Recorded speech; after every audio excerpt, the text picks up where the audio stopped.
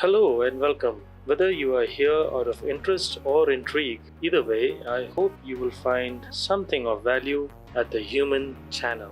I'd like to thank the weekend photographer at shishirratanart.com for enhancing this episode with some interesting visuals.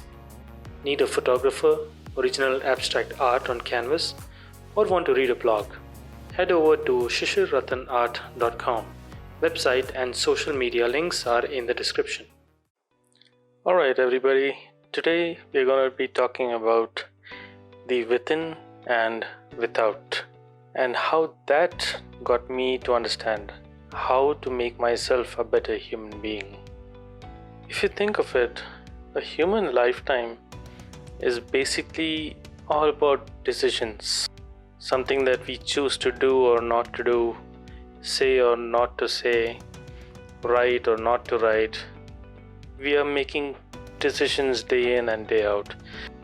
The metaphor that I use for this is like we are walking on the edge of a coin, and the coin is life. But there are two sides to this coin.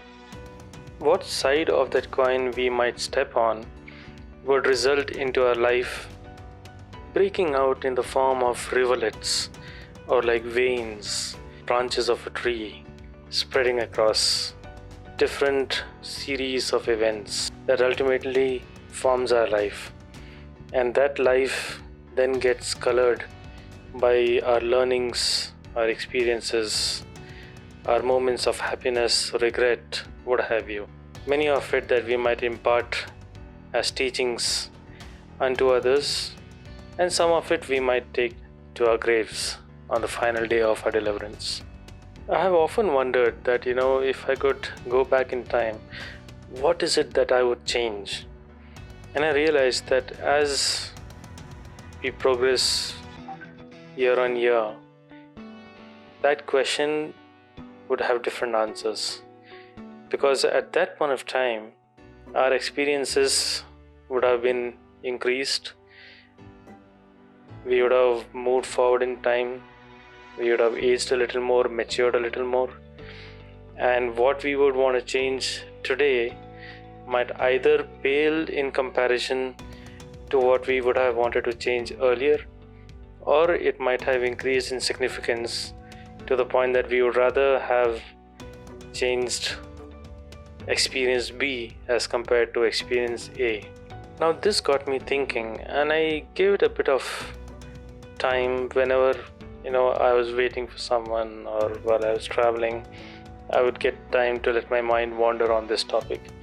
And I wondered, and I thought, what if I could think of something which stayed relatively current, and for the most part it would always be in front of me. The first thing that came to my mind was the stock market. Now, the stock market is something I have always been interested in, but I've always been very afraid because I do not understand how it functions. I've heard stories of people making their fortunes, but at the same time, I have also heard of people losing money like crazy. Overnight, rags to riches and riches to rags stories. That really got me very afraid. So then I thought, well, the allure of the stock market is quite strong. What if there is a way to experience it without consequences? Fortunately, I found a website that lets you do just that. You can trade, but without making or losing any money or putting even a single penny. It's a simulated environment, but it takes inputs from the actual stock exchange. So you can experience it, you can learn it, you can experiment on that platform, but you don't really make or lose any money. Now that's exactly what I wanted, and I jumped on the idea. I spent months. I bought and sold like crazy. Of course, neither did I make nor did I lose money. It was a simulation, but it was exciting. It was exhilarating. It really gave me the feel of being in control. And then I asked myself this question again. What would I change if I could go back in time? Oh boy, there were a lot of things I wanted to change. But I knew what I did not want to change. This decision of searching for a sandbox, a safe environment where I could actually experience the stock market in a safe setting. But that was not all that I discovered. I actually delved into this a little more and I realized something. Let's go back to that coin I spoke of in the beginning, the coin of life with two faces. Well, one face is the within, and the other face is the without. The within is our free will. It's within us, hence the moniker of the within. We can control it to a very large extent if we put our mind to it.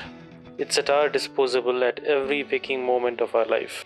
It helps us make decisions as mundane as turning left when you walk into a store, or to light up a cigarette even when you know that you shouldn't be doing that.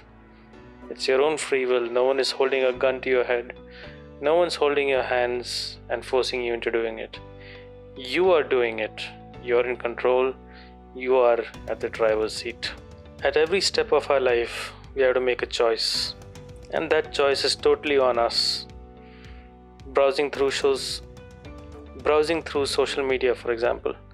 Let's say you come across an inflammatory post. You can choose to ignore and scroll away, or you can choose to interact with that post, leave a comment, share it, like it, send it as a message, anything. But that's again your choice. The post is just there, it is static. It might make you feel uncomfortable or comfortable, but again, what do you do with that is again something up to you. That's important. The within is in your control. Now, if that is within, then what is the without? The without is the world we live in. Everything around us, the people around us, sights, sounds, etc. That's what makes up the without. Picture this, your free will, and then there is the whole wide world. You can't control the without like how you do the within. You cannot control people, decide things for them, or even live life for them. There's a very famous movie, and there's a dialogue that I really love. One of the characters tells to the hero, "I can only show you the door, but you have to walk right through it." Essentially what he's saying is that he cannot control you, he can only influence you. That's the influence of the within on the without. You may not be able to control the without, but you can definitely influence it. And that again is your choice because it's coming from the within. Now, the without may seem magnanimous compared to the within, but keep this in mind. The world cannot dictate terms for you to follow if you choose to not follow them. The without can be influenced, as I said. You can choose to, with your own free will, to interact with the without or to ignore it.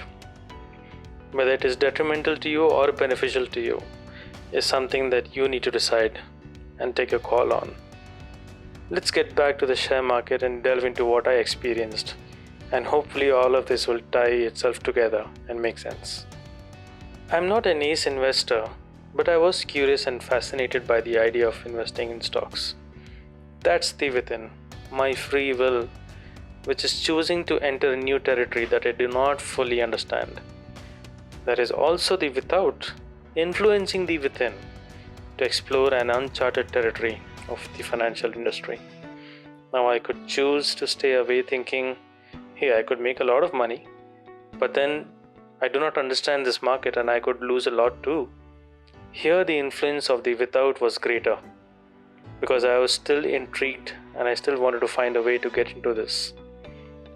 And as I said, I found a website that really helped me understand the market.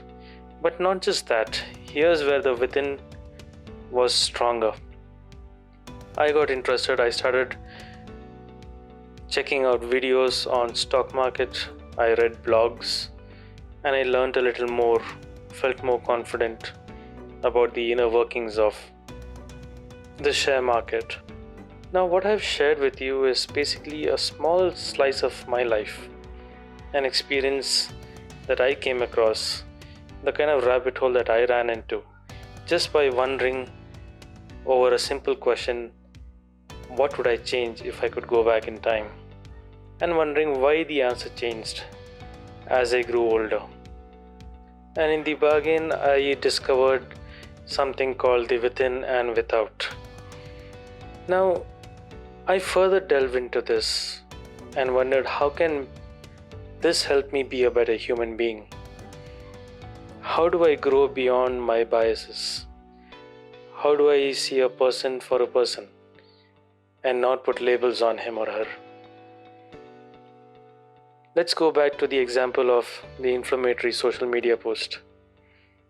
How can we be our best selves on a platform which is all around us, easily accessible through the phone which we carry along with us no matter where we go? Now phones are even water resistant, so people take it when the weather is bad. Some people even take it into the restrooms. That's funny. But yeah, it just shows how ubiquitous this gadget has become and how ingrained and pervasive social media has become in our lives. And the kind of posts that do the circles in this platform are of all kinds and all types. It's not easy. It's not easy being a nice guy or a nice girl. But we have to. So how do we go about it? Well, like I said, the process is definitely not easy. Let's take the example further. You see the post, you comment on it. Maybe what you have commented is on the lines of being neutral or trying to give a different perspective or trying to talk on behalf of one of the affected parties. There is a good chance that you will get counter comments, even attacked by people with the way they speak or with the way they, comment harsh language and whatnot. Now what do?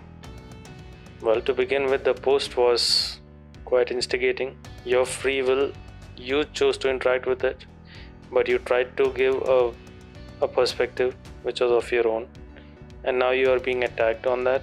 You can either choose to leave it as it is, or you can choose to interact with everyone else who's attacking you. Maybe some people might come and support you on that, and now there's a war of words and comments. Some people might DM you, direct messaging. A lot of things can happen. Or let's see the other side. You just simply choose to scroll away. Now, we're not talking about what is the right thing to do or the wrong thing to do. What you choose to do has a consequence. If you scroll away and ignore it, that too has a consequence. If you choose to interact with such a post, that too has its consequence. But it all depends on what you choose to do.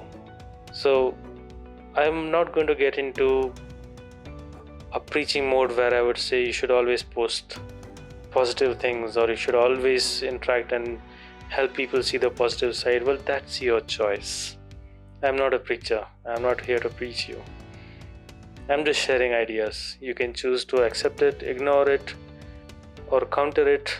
Again, that is your choice. I'm choosing to share my views, and I hope you choose wisely from your side. Now that comes down to the point of the harmony between the within and the without. Like I said, the within is in your control, and the without can be influenced by you but cannot be controlled by you. So how do you keep these things in harmony? Well, look at it this way. Being a better human being is hard, but one that is worthy of your time, effort, and energy. Simply because nobody on this planet lives in isolation. What you choose to do today, what you choose to say to someone today, is going to result in an influence on that person, and it may affect them in a positive or negative manner. One habit or action can trigger several people in many ways, and the actions of a group can make many individuals go berserk. We are all on this planet. We are all in this together, this place we call home. So let us make sure that we are cognizant of what the power of the free will is all about, the within, and how we can influence the without in a positive way, and thus bring harmony in our words and actions, in our thoughts, in our deeds. And so, finally, in closing, I'd like to say we all have one earth to live on, and everybody needs to live there. So, the least we can do is to fight among ourselves and let the harmony of the within and without get disturbed by spreading negativity and hate. Well, then, I hope you found something of interest in today's podcast. And if you did, please do share for more and share the channel among like minded people. The Human Channel signing off.